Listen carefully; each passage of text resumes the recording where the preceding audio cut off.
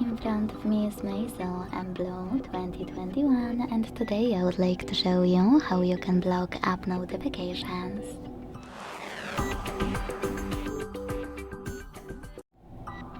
Begin by opening Settings. Now tap on the Notifications over here and select App Notifications at the top.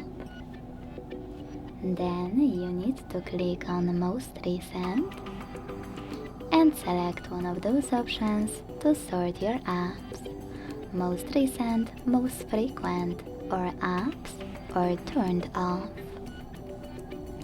Wherever you decided, when you're ready, use blue sweaters next to your apps to block notifications from them, or grey ones to turn them back on. You can also tap on any app available on the left and manage all notifications over here. Thanks so much for watching. If you enjoyed this video, don't forget to leave a like, comment and subscribe. Bye!